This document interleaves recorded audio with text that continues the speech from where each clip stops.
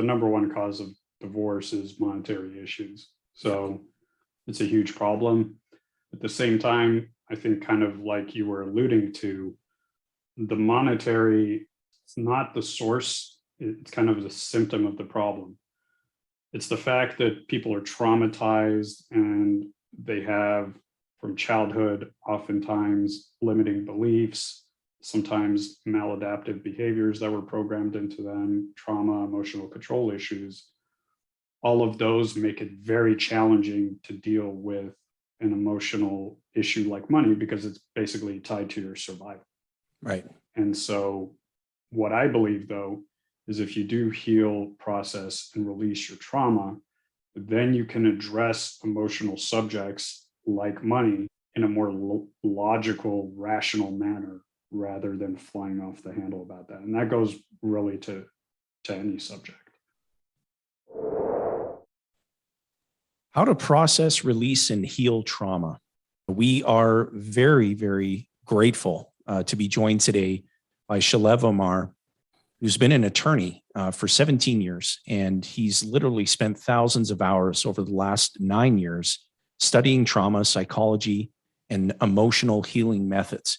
Now, Shalev is passionate about this topic because he himself and his family have suffered through generational cycles of trauma.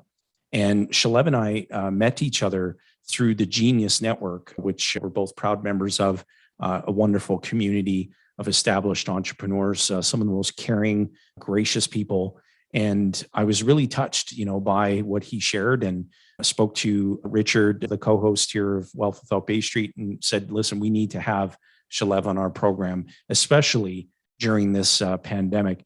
And being so committed, to breaking that cycle, Shalev's mission is to teach people how to overcome their trauma so they don't suffer and pass it on, which we see so often in situations where it manifests itself in addictions, whether it's, gambling, sex addiction, alcohol, drug abuse, etc., domestic violence. The next step in Shalev's life after he transitions from his practice is to teach people how to process, release, and heal trauma full time. But he wants to share the methods he's learned with others right now in the meantime. Now, before we begin and officially welcome Shalev to the show, we're going to include in the show notes where you can connect with Shalev via his YouTube channel. We'll include his LinkedIn profile as well. And so you'll have everything you need at your fingertips to stay tuned to his message and what he's teaching. You'll be glad that you did. Shalev, welcome to Wealth Without Baystreet. It's a pleasure to have you. Great to be here, Jayson. So walk us through, share your story. Give our listeners a glimpse into what inspired you to want to help people in this area of their lives. Well, like a lot of people who make progress in a certain area of life, it really came out of desperation. I had various sources of trauma, mainly in my early childhood, even frankly before I was born, which is what a lot of people don't realize. And before I get into the detail of my story, this is not meant to be a bash fest at my parents or anybody else. People do the best that they can with the level of consciousness and awareness that they have. If that awareness was higher, they wouldn't have done certain things. And oftentimes, I'm a parent now as well. Oftentimes as a parent, you might do something and not realize that you might somehow be harming your child. I don't think any parent intentionally does that. I think a lot of the time, like I said, it's just lack of awareness, lack of understanding, inability to control emotions when triggered by misbehavior, things like that. And oftentimes our parents had it way worse than we did. So again, they're doing the best that they can to do better, but without that increased awareness, these cycles of trauma just keep going from one generation to another. And that is one of my missions, is to break these cycles. So this doesn't just continue, like I said, one generation after the other. So what am I talking about? I was even traumatized before I was born. They've done studies now that babies in utero, when they're exposed to their parents' stress or depression or anxiety, the baby is basically soaking up all of the mom's neurochemicals, all of the mom's hormones. So if mom is very stressed out, going through a lot of things, depressed, anxious, whatever it may be, guess what? The baby's experiencing that as well. Right. And so if there's very high levels of stress in utero, that can actually make the baby's nervous system overactive. That's one of the things that can cause an overactive nervous system, which then during life can make the child more prone to trauma and also have some issues with over emotionality, anxious attachment types, things like that. Here's the other thing. My mom also had a very difficult labor. So I actually had a traumatic birth. I was stuck in the birth canal well over 24 hours. So what's happening during that time? Mom is being flooded with stress chemicals, norepinephrine, adrenaline, and guess what? My nervous system is getting flooded with those with those biological chemicals as well. And so that can also, the same as in utero, can cause a more overactive nervous system, even some level, low level or higher level, depending on how traumatic the birth was, of generalized anxiety. And then after that, and so those are two large causes of anxiety and trauma that most people are not even aware of. They have no idea. Not to get too deep into the weeds, but even early surgery can be traumatic for a baby because the baby doesn't know what's going on and it's going through all kinds of pain.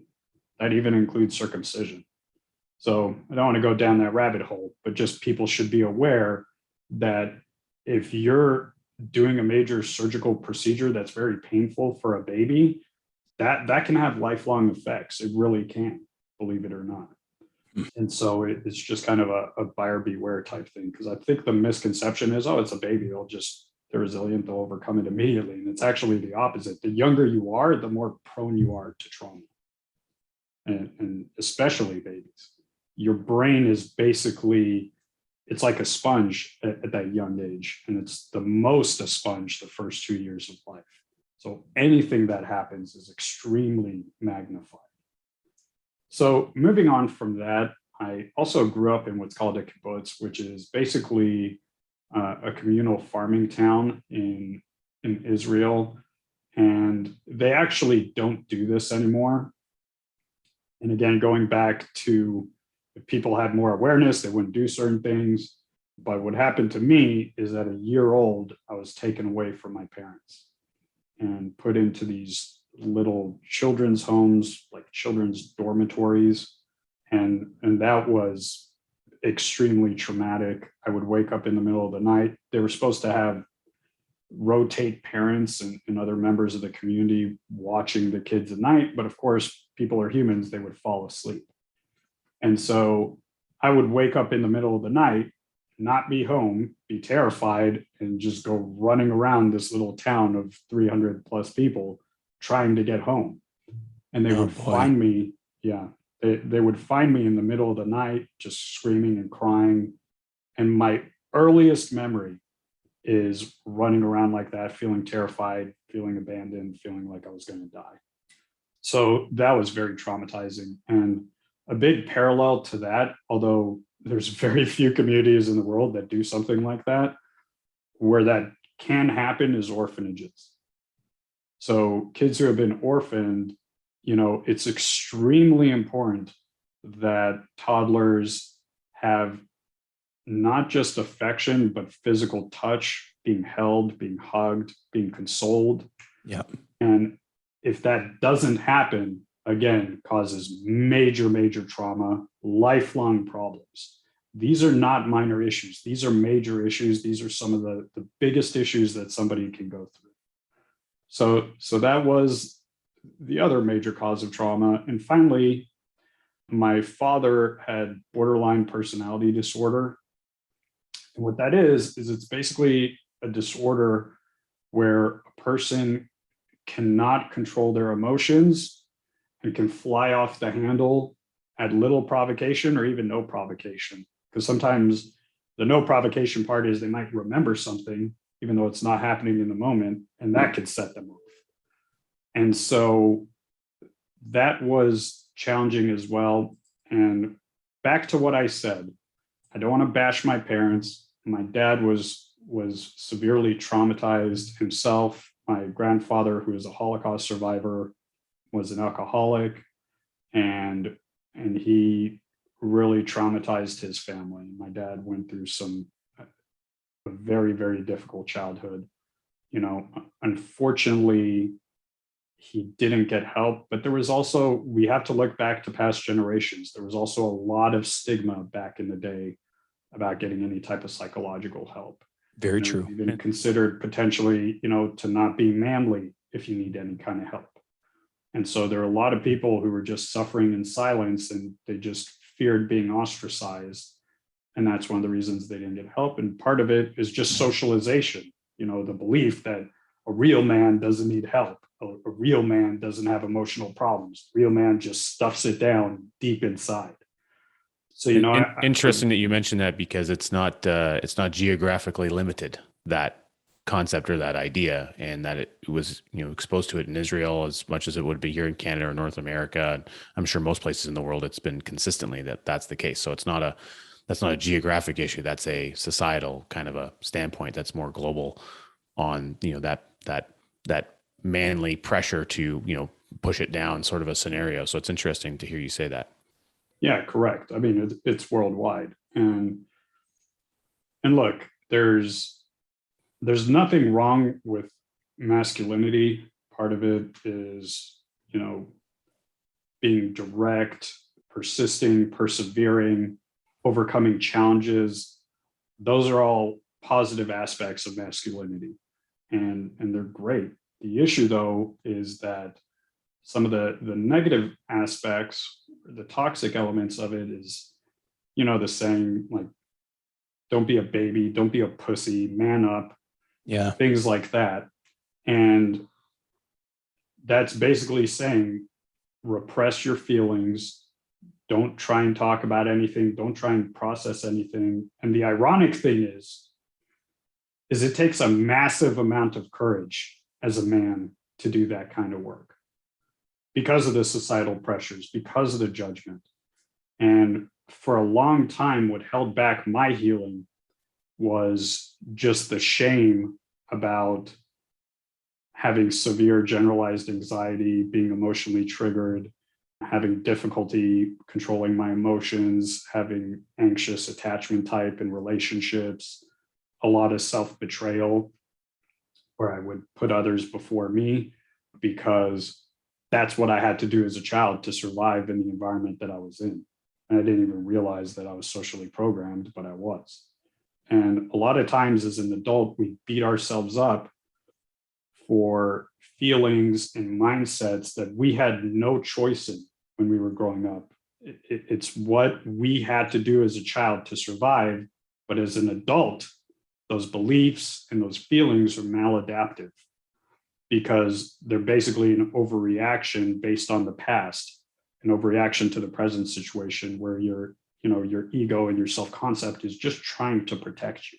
Right. But again, it's maladaptive and can lead to all kinds of problems. Well, and sometimes it's easier to face a situation that might create fear that's external versus what's going on, mentally. Because your story inspired me so much, having gone through, trauma myself, and being in a situation where, both my parents passed away prematurely, and, growing up in our home was just my parents arguing all the time, and my dad, having just a temper that would, it was really just, it was terrifying. I mean, I don't know how else to describe it. And when they passed away, I had thought, okay, I'm just going to put all the grief and the anger and the fear and the just the emotion, I'm just going to try and file it away. And then when my wife Rebecca and I started to have children, every special occasion, I was just an emotional wreck. And sometimes what I'm trying to say is that sometimes you just need to hear from someone who cares about you and loves you what you already know to be true, which is you need help. And, Rebecca said to me, like, I think you need to go talk to somebody. I knew that. It was hearing it that somehow triggered me doing it. And I'm not sure why that is. But by the same token, I can be reckless from the fear side too. Like I can rush into a situation that most people would be probably terrified of. But I have that reckless kind of, I'll just, you know what I mean? Because I've got issues with how all those events unfolded in my life. And so you're absolutely right. Being able to process it, I think what you would say as well, Shalev, is that it's not something that can be done on your own. Yeah. Because you don't have all the perspective of how to go about processing it. Definitely. And it's, that's really challenging. How old were you when your parents passed? My dad passed away when I was 24, and that was in October of 1998. Mm-hmm. And my mom passed away in 2006. And both of their deaths were sudden and unexpected. And, when you look at the medical examiner's report, cause of death was listed for both of them as medically undetermined. And so it's, people die suddenly, but to have both the patriarch and matriarch of a family go like that, really unusual. But their relationship, all they argued about was money. And, my dad had alcohol abuse issues and, a severe temper, and took it out primarily on me. My sister could do no wrong in the eyes of my father, but, I got the wrath of it. And in my own household, in my own home, I've never laid a hand on my children. And, I've learned through grief counseling, and I've learned through counseling on how to allow myself to feel what I'm feeling so that I can process it in a responsible, way. And it's not easy. One thing that comes up, too, based on what both of you gentlemen have said, is that, you identified, Jayson, the financial aspect and being a leading indicator or cause of that stress. And I think that's common. We've mentioned that on our show before. Often when you ask people what's the leading cause of stress in the household, very, very frequently the answer is money or monetary related issues. How are they paying the bills, et cetera. Yeah. And then I think, these traumatizing events, these emotional, the baggage anchor that we're walking around with, that we're hauling around, and it's like, it's literally like a boat anchor attached to us. We don't know when it shows up or how it shows up, other than that it shows up through an emotional experience typically. And I think that gets correlated often to the financial aspect of the household, and it's either limiting what we can do financially, or it's adding to stress, which is then, materializing in some kind of a, emotional type outburst, often seen in households. So I think the necessity of understanding levels of these trauma and when it appears for people is important, because when when it appears, you recognize that this might be something that's, tied to a past event, or that's when the realization happens. And through realization, now you can recognize it's time to maybe go and get some work done on that. Correct. And the number one cause of divorce is monetary issues. So it's a huge problem. At the same time, I think, kind of like you were alluding to, the monetary, it's not the source, it's kind of the symptom of the problem. It's the fact that people are traumatized, and they have, from childhood, oftentimes limiting beliefs, sometimes maladaptive behaviors that were programmed into them, trauma, emotional control issues. All of those make it very challenging to deal with an emotional issue like money, because it's basically tied to your survival. Right. And so what I believe, though, is if you do heal, process, and release your trauma, then you can address emotional subjects like money in a more logical, rational manner, rather than flying off the handle about that. And that goes really to any subject. Yeah, it's so true. And, the same applies to having an abundance of money, because like we share, with our listeners, it just amplifies more of who you are. Mhm. And I've talked about this many times. Rich can attest to it. It's that, if you believe that, wealth in the form of a lot of money is going to make you happy, I can tell you that there isn't a single person that I know who's wealthy financially who would say, yeah, having all that additional money is what truly made me happy. It didn't work for me. I thought, gosh, hey, when I become a millionaire, all the world's problems are going to come to an end. I'm going to be happy. And not a chance. It just amplified more of who I am. I'm a very kind-hearted, I believe, generous, grateful person. And I try to please other people and always want other people to be happy and fulfilled at the expense of my own emotional well-being sometimes. And that is typical with people who've been traumatized. And again, what it comes back to is, in your childhood, you had a chaotic environment. It was very similar to mine, by the way. Although my dad was non-alcoholic, he was basically a dry drunk. He had all the behaviors of an alcoholic without drinking, because again, it was programmed into him in his childhood. Plus he had a bunch of unprocessed trauma. And yeah, he would just fly into rages like an alcoholic would. And he had, some really nasty behaviors like an alcoholic would, calling people out, being nasty to people. He was kind of a big, imposing, intimidating man. And I just remember in my childhood, it wasn't just me that was terrified of my dad. Adults were terrified of him. Yeah. And he would, kind of bowl people over with his yelling and just being dominant and domineering.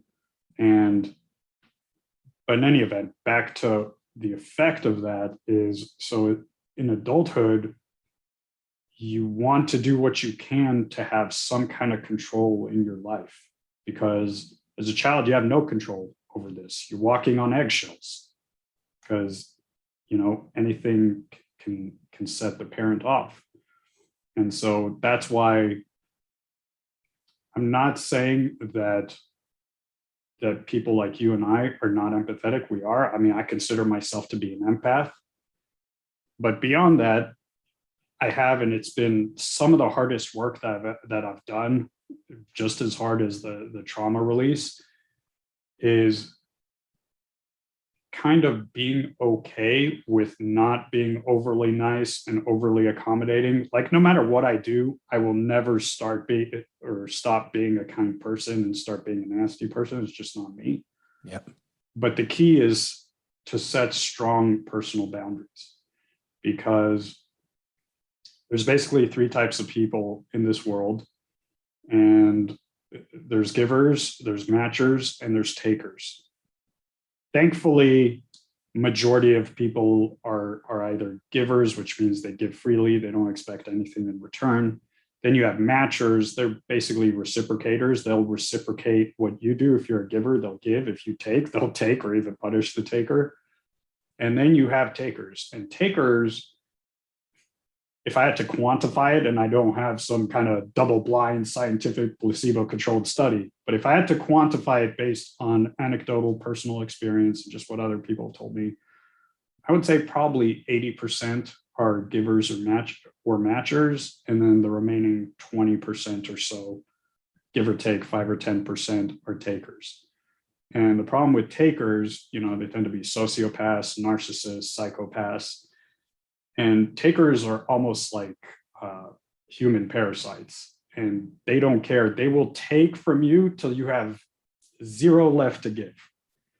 And takers, they prey on empaths. They prey on givers. And so I used to be very naive. I just thought everybody was a giver or a matcher. I didn't even, like, the concept of a taker didn't even cross my mind. And after doing the work and learning so much about psychology and social dynamics and things like that, I realized, well, there are takers, and I've actually had several of them. both in my personal life and in business. And I was just not aware. I kept mistakenly, and they can also be highly manipulative as well, very Machiavellian. Yeah. And so they'll gaslight you and make you think that you're crazy. But yeah, once you learn that there are takers, then you have to protect yourself. It doesn't mean don't be a giving person, but it's kind of like that old Reagan quote, trust but verify. Like, Yep. give people the benefit of the doubt, but don't listen to what they say. Watch their actions, watch their behaviors. And Totally. if those don't match up with what they're saying, because that's the other thing about givers. They tend to be very, very honest. They'll do what they say they're going to do. For me, if I make a commitment or I have an obligation, I have to be close to near death or have a massive family emergency to not abide by that commitment. Yeah. And It just feel like you wouldn't be able to just carry on with anything if you didn't honor that commitment. correct. I know the feeling. Yeah. So what's very important for givers and just people in general to be aware of is that you can be kind, you can be empathetic, you can be understanding, but you must have strong personal boundaries. And if those boundaries are crossed, you can give people a chance. I have a 3 strikes and you're out rule, with the one exception. If it's like just something absolutely just outrageous, then it's 1 strike and you're out. When people, I forget who to attribute this quote to, but when people show you who they are, you have to believe them. Right. You can want the best for them, but some people are not good to have in your life. So, if they violate the 3 strike rule or even 1 strike rule, if it's something very major, like outrageous, like they steal from you or something, or physically harm you or something like that, you give people a couple of warnings. And if they keep doing whatever it is that they're doing that's violating your boundary, you have to cut them out of your life. You have to be ruthless about it. And it's very hard. It can actually trigger a lot of anxiety and a lot of feelings of separation and abandonment, but you have to do it, or else these people can wreck your life. And then they still, despite all that, it's still not enough. You still haven't given them enough. They don't even appreciate what you did give them. So you want the kind of people in your life who are givers or at least matchers, and that appreciate what you do for them and how you give to them, and also frankly reciprocate. Yeah. And it sounds like, through your life, because you run a successful law practice and been in business a number of years as well, while also going through this work, learning these incredible skill sets, doing this research, doing the hard work to understand and get passionate about this deep knowledge that you've taken in and to learn about how to understand and process trauma. But it also sounds like, you've had some experiences in business. And so what I'm hearing, and correct me if I'm wrong, Shalev, is that these traumatic experiences, these things that have happened over time, they've developed into shaping habits that have occurred in your adult life. And then they interact with the relationships of all the people that you're with, which includes the people that you're in business with, whether it's employed staff, business partners, or perhaps collaborative, engagements you're trying to do with other business, professionals. And so maybe could you give us an example of how, maybe not whether it's for yourself or just in general, where you see that maybe play a role for people engaging in business and business partnerships? How do you see that manifest itself where it doesn't perhaps work out well? And then how would having this, work that you are talking about be able to perhaps change the game there for people had they done it a different way? Yeah, well, look, there's definitely several ways where I've been burned in business and had to learn some very painful lessons, again, because of the background of trauma that I had. So, for example, giving people the benefit of the doubt, putting others first, that led to me getting into some bad business deals that were not win-win or were not equitable. And that can take months, sometimes even years, to extricate yourself from. And so a tip is to your viewers is, if you are a very empathetic, kind person, have a member of your team or a good friend or a family member who's shall we say, more of a matcher, or before you agree to some kind of long-term deal, have them look at the contract and have them bring up red flags to you. Because a lot of times our minds we won't even, because we want the best for the other party, we assume they want that for us as well. And so we might just disregard or overlook red flags. So having that third party, sometimes if you have multiple team members who are like that, and have them all look at the deal, as if you're the business owner, it's still ultimately going to be your decision, but at least get that feedback, get that outside perspective, because that will help you see things that your particular activation system, your selective focus, might miss. So that can be very helpful to overcome something like that. Other challenges that trauma can cause, because you realize so many people are traumatized. Again, I don't have specific statistics, but just based on the news and everything you see, hear, and read, and people in your life, I would say at least 70 to 80% of people are dealing with some level of trauma. Yeah. Some major, some more minor, some in between. But because you have that awareness of trauma, you can have team members, for example, who might have an outburst or do something inappropriate, and you want to help them. You want to basically, they're traumatized. That's not the event in the moment. It's their trauma being triggered. You don't want to fire them immediately. You want to give people a chance. But again, I've learned the hard way. You have to give written warnings. You cannot allow inappropriate behavior to continue, because that's something that also can threaten your business, because a toxic element can alienate your other team members. People will quit. It'll cause all kinds of conflicts in the firm. And frankly, drama costs you money. Having to spend hours dealing with drama, massaging egos, fixing blowups. And, I have a family environment in my firm, and it's taken a lot of hiring and firing to get there, and some very painful situations to go through, where again, you're trying to help the person, and at the end of the day, you can't do it for them. People have to be willing to help themselves. And also at a certain point, when it's a business and they're hurting your business, there's only so many chances you can get. So again, I think the 3 strikes you're out rule is good for that. And then lastly, it's just, again, you can be naive. I've had former business associates who frankly stole from me. And, again, very painful lessons, but I'm not as naive as I used to be anymore. So what I believe now is give people the benefit of the doubt, do the most you can to help them, provide warnings, don't have a quick trigger finger with firing people. But in the same token, if somebody is not accepting responsibility for their behavior, then nothing can be fixed, because that's a predicate to anything being improved, anything being fixed. If they don't even admit that there's an issue, that should be an instant cause to fire somebody. And again, I've learned that the hard way. Yeah, in a it's very financially painful way. and But, when sometimes life is the best teacher. absolutely, and when you create that, that family environment that you described that you have in your practice, and that we thoroughly know that we have here on our team, you got to protect it. Mhm. But it's everybody's responsibility to protect it. Correct. And it And also requires open communication between the team. They can't always expect you to run in and be the therapist and fix everything. Like, people have to talk to each other. So Agreed. that's important as well. Yep.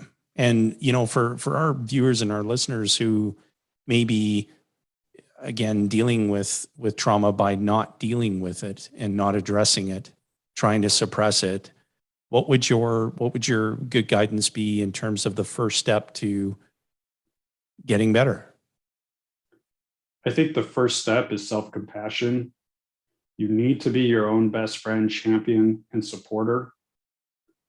There's nothing to be ashamed of. It's not your fault that these things happen to you. And what your nervous system and your ego, which is a construct of our minds, what all they're trying to do, they have a positive intent, even though feeling anxious or depressed just feels terrible, or overly stressed or emotional. All of that is really done to protect you. And like we talked about earlier, these ways and feelings did protect you in your childhood because you're here. Otherwise, you'd be dead. I mean, imagine, I can't even imagine the situation where if I was a little kid and every time my dad would fly off the handle, I would try and fight him. I mean, he was triple my size. Right. And that could have led to either more severe trauma or who knows what. And so you can't beat yourself up for what you had to do to survive in your earlier life. Or even as an adult, if you have a major trauma happen, like you're assaulted by somebody way bigger than you, again, in the moment, which you're not cowardly, your brain is trying to keep you alive. And sometimes if you fight in a certain situation, you could be killed. And so the key is not to shame yourself, not to beat yourself up. I mean, there were times where I was like, why didn't I stand up for myself more? Especially in adolescence or even in college. You know, I was kind of, out of my social group, I was like the punching bag that everybody would come down on and talk crap to, because I would just take it. You know why? Because growing up, I had to take it from my dad. And the process, and not just that, at the same time, I'm like, well, I could say something back, but I don't want to hurt their feelings. So I care about their feelings, but they don't give a shit about my feelings. Right. You know what I mean? At the same time, it was even worse because it was triggering that earlier trauma. But again, doing the work and over time, I just learned people will only do what you allow them to do to you. And so if it's not a situation where your life is at risk, you should stand up for yourself. Just practice it. Even if it's something as simple as just saying, hey, I didn't like that you said that to me. That was a nasty thing to say. There's nothing wrong with saying that to somebody. Yeah. And they can And either being be like, and being clear and saying, don't let it happen again. exactly, like, I'm not okay Yeah. with being talked to this way. Yeah. And the person has two very easy choices. They could keep doing it, and the friendship or business affiliation or whatever, or relationship or whatever it might be is over. Or they can say, accept responsibility. And a lot of times people will be like, oh gosh, sorry, I didn't realize that was having that effect on you. I won't do that anymore. Most people are decent and will do that. But if they're not, if they start gaslighting you and saying, oh, you're just too sensitive and stuff like that, gone out of your life. You don't need people like that in your life. It's interesting what you're sharing with us too, because this ties into, most of the business books I've ever read, which says, you become a bit of a makeup of, the top 5 or 6 people you spend a lot of your time with. And so, getting rid of negative energy and people that might hold you down, or whatever name call it, whatever that is, where it impacts you in some way, it's an energy, you can feel it. And instead surrounding yourself and immersing yourself with people that rise you up and help you become a better person, whether it's, a better relationship person, a better financial person, better business owner, whatever those things are, but being around the right group of people. And it's like a self-selection mechanism. It's tied to a lot of things I think that you've identified with us today. So, I think the importance of having the ability to see when that's happening and recognize, is this a person, although they're in my life, do they need to be in my life to the degree that they are? And can I, go find some new energy to be around? Definitely, because people can lift you up and energize you, or they can just bring you down and drag you to the bottom. We are social creatures. We're unless you're a psychopath that doesn't have mirror neurons, we pick up on other people's energy and how they feel about us and talk about us. And frankly, if somebody is a negative Nelly, why do you need them? What are they doing for you? I would rather be alone than have a bunch of negative people in my life. And that was hard for me to come to that point. And I have had to cut some people out of my life. And it was hard for me to come to that point, from the abandonment issues from my childhood. But I just realized, I'm not abandoned. I have myself. And as I was saying before, you must be your biggest champion, supporter, and friend. The most important relationship that you have in your life is the relationship with yourself. And as long as that relationship works, all your other relationships will improve. If that relationship is not where it needs to be, then your other relationships will not go well either. Because again, nobody will say or do anything worse than what you do to yourself either. So if you're constantly beating yourself up and being hard on yourself, other people will be that way too. Like your inside is a mirror of the outside. And so if you're not feeling well and you're having a hard time, and by the way, I'd like to give a plug to the.holistic.psychologist. She's on Instagram. She has millions of followers. I don't agree with 100% of what she says, but she has amazing insights on trauma and self-compassion and healing, and highly, highly recommend that you check her out. Okay. But that's one of the big themes that she talks about is reparenting yourself. Give yourself that emotional support that you felt was lacking.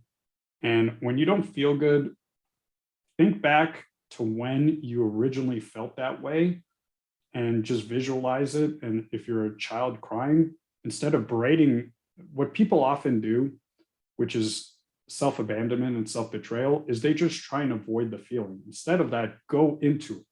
Yeah. Hug that child. Tell that child it's going to be okay. It's not your fault.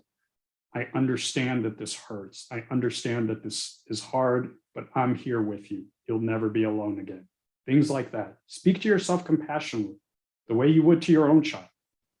And as you do that, you'll see like your self-esteem improves, you feel better. And those moments that could trigger painful memories, they become less frequent. And also the intensity goes down. So it's a practice. It's not something where you can snap your fingers and then you're there. It's kind of like working out. If you go to the gym once a year and do a few curls, they'll do absolutely nothing. You have to go consistently, a couple times a week at least.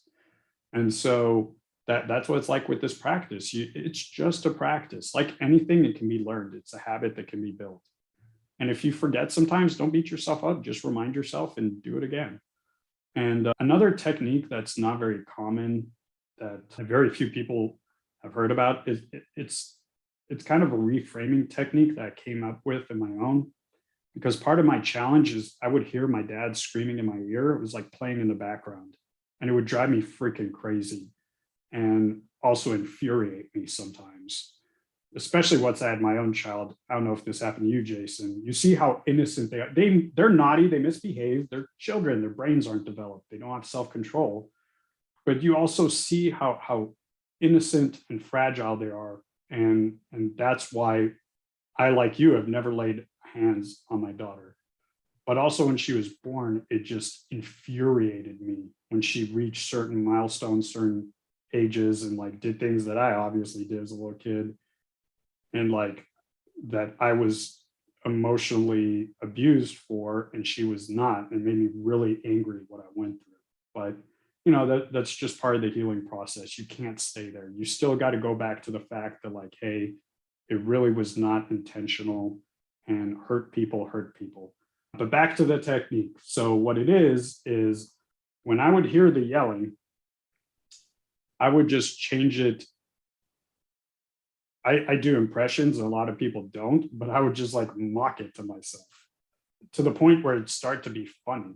Like I even had a cockapoo, passed away last year, unfortunately, and I got a mini Labradoodle. But one of the things I would do to just reframe it and make it funny to me is like one of the things my dad would do is he would say always and never. So if I'd like spill something, he'd be like, "You're always spilling, you never pay attention to anything, blah, blah, blah." So like with my dog Teddy, and he's a dog, he loves me to death, I would be like, "Teddy, you're always wagging your tail and you're never not wagging your tail."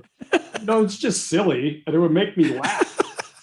And I think that would make anybody laugh. I can tell you, our viewers and listeners are exactly laughing.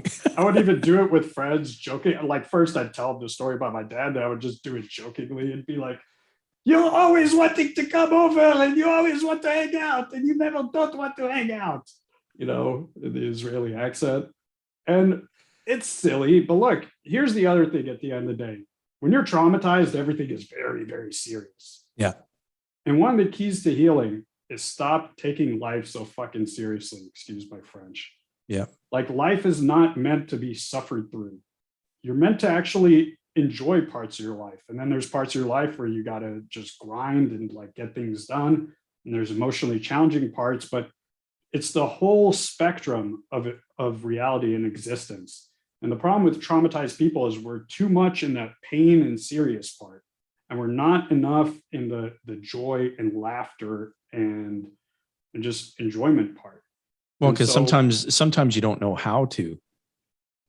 Yeah, definitely. Right. Like you said, practice. I mean, you have to be able to do that.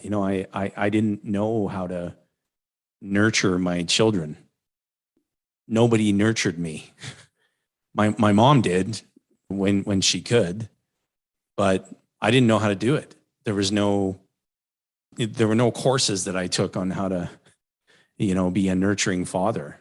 I had to learn. I had to ask. I had to talk to people. I relied heavily on my wife, Rebecca, and I learned. Yeah, and that's and great then because I practiced.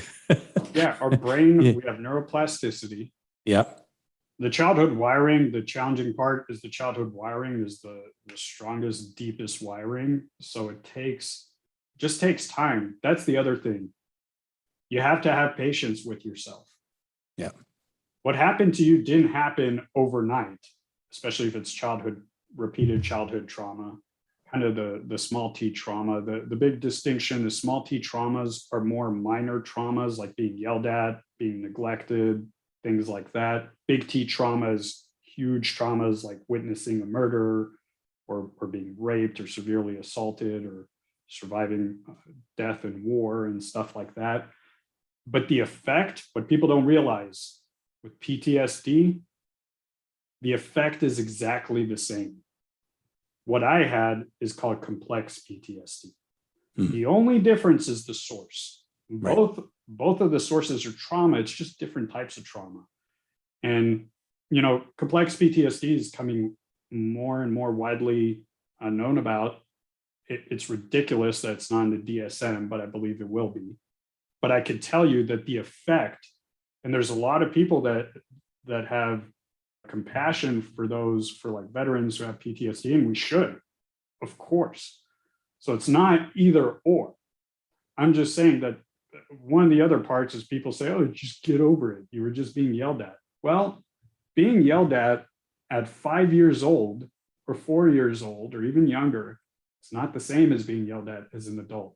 Not As at an all. adult, you could just tell yourself, okay, they're having a bad day, whatever. I'm not going to take this personally. I'm going to let it go, even if it was unjustified. As a child, you don't have that level of awareness. You think that everything is about you.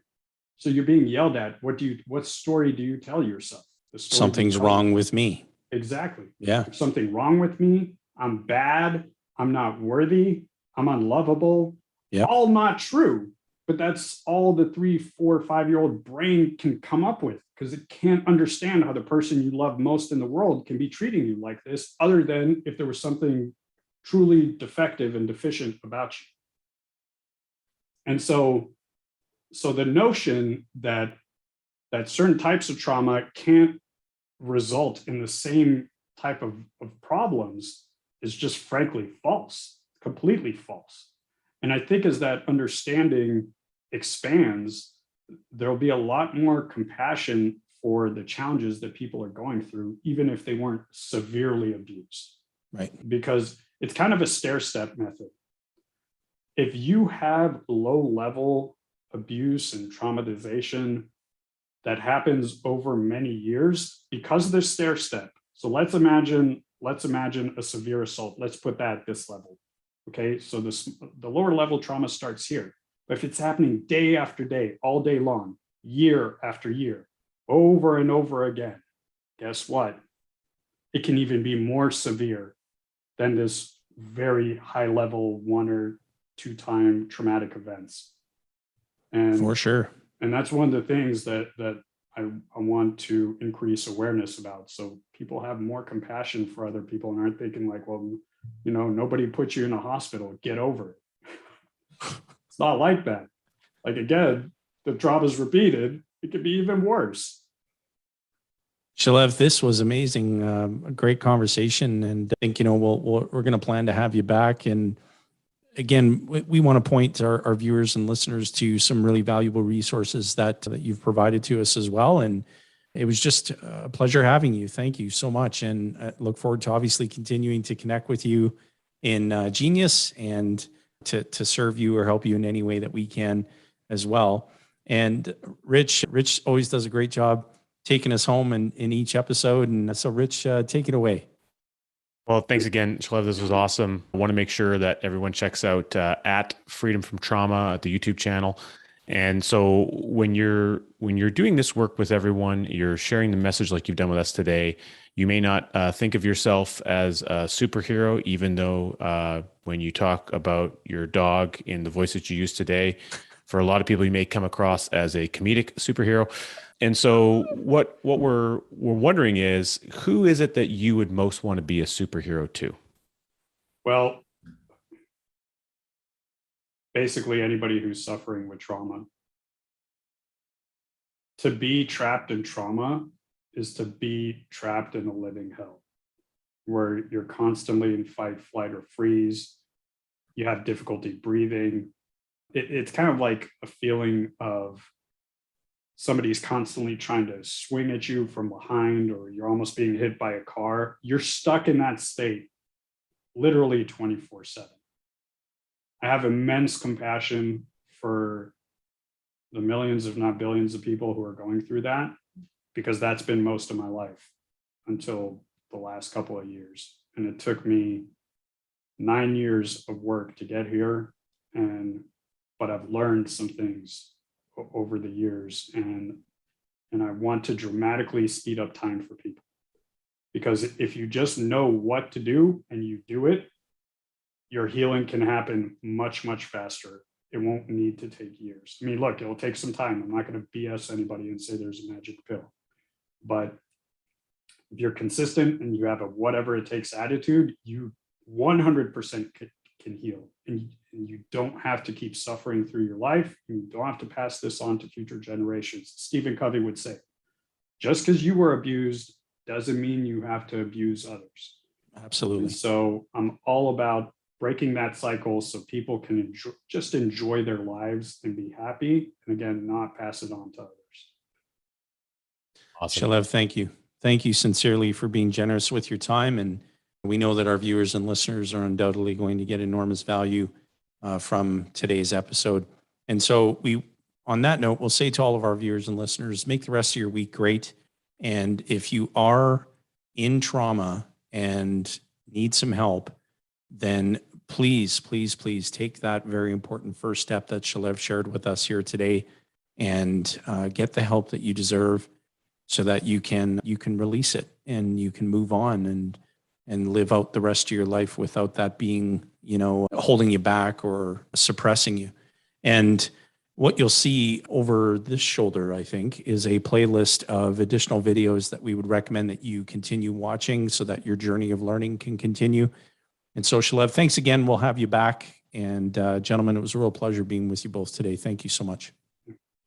Thank you, Jayson. Thank you, Richard. I enjoyed it. And by the way, there were a bunch of techniques that I didn't have a chance to get into, but those would be on my channel if people are interested. Awesome.